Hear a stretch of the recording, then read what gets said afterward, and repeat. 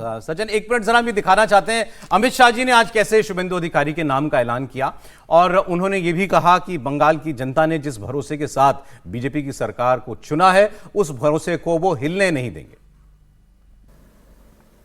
बंगाल की जनता ने हमें जन समर्थन तो दिया, गत चुनाव में भी दिया था, 77 सीट जीते थे, मगर इस बार जो जन समर्थन मिला है उसका आभार व्यक्त करने के लिए भाजपा के कार्यकर्ता के नाते मेरे पास शब्द नहीं है।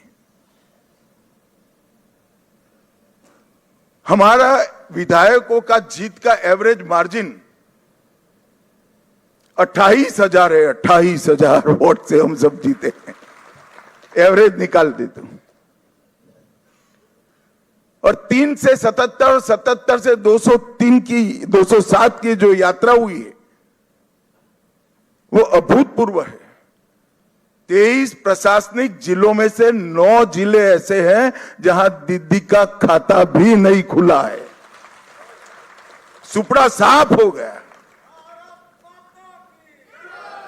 मैंने ऐसा प्रचंड जनादेश देखा नहीं है। सरकार परफॉर्म करती है तब तो मिलता है, मगर जहां ऑपोजिशन में है, विरोधी दल के नेता को बोलने का कोई मौका नहीं दिया जाता है, जनता की भावनाओं को उजागर करने का मौका नहीं दिया जाता है, वहां पर 9 जिलों में शून्य सत्ताधारी दल का एक केवल और केवल ईश्वर और बंगाल की जनता की कृपा है। अमिताभ तिवारी जी जो हैरानी व्यक्त कर रहे थे अमित शाह जी की, मैंने ऐसा जनादेश इससे पहले नहीं देखा, क्या वजह है बंगाल का ये वर्डिक्ट क्यों इतनी हैरान करने वाली है? नहीं, बंगाल का ये वर्डिक्ट हैरान इसलिए करने वाली है क्योंकि हम लोग हमेशा जब बंगाल का एनालिसिस करते थे और आपके चैनल्स पर भी और अन्य चैनल्स पर भी, भले ही सीटों की संख्या अलग अलग हो, 112 से 142 सीटों की हम बात करते थे, जो जहां पर मुस्लिम डोमिनेंस है या इन्फ्लुएंस है, और जहां पर हम ये कहते थे या हम लोग जैसे एनालिस्ट और सेफोलॉजिस्ट ये कहा करते थे कि बहुत मुश्किल है बीजेपी के लिए जीतना, यानी बीजेपी के लिए सिर्फ 180 सीटें ही शायद हैं जिसमें से उसको 150 जीतनी है, और यहां पर हम देख रहे हैं कि मैंडेट 200 क्रॉस कर चुका है।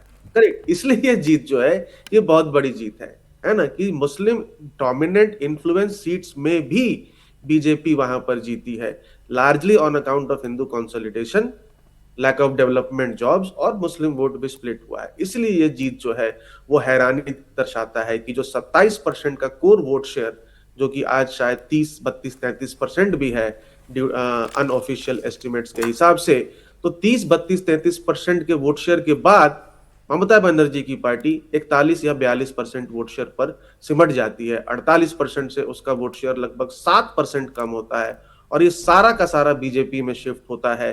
तो इसलिए ये जीत जो है वो बहुत प्रचंड जीत है और बहुत लोगों को सरप्राइज करती है। जीत बड़ी है, जिम्मेदारी बड़ी है, क्योंकि अक्रॉस जो जिक्र कर रहे थे अमित शाह भी के हर जिले में किस तरह से कमल खिला है। तमाम जो कास्ट कॉम्बिनेशन की बात करें, डेमोग्राफी की बात करें, उनको अलहदा करते हुए हर जगह पार्टी ने अपने इनरोड्स बनाए हैं, किसी थंपिंग मेजॉरिटी जो किसी ने प्रेडिक्ट नहीं की थी। यहाँ पर सौरभ दत्ता जी, जिम्मेदारी बड़ी है, 29 का चुनाव भी होगा, एक पहला लिटमस टेस्ट तो वहीं हो जाएगा सीधे सीधे, तो यहाँ पर शुभेंदु को बहुत जल्दी जल्दी डिलीवरेबल्स देने होंगे।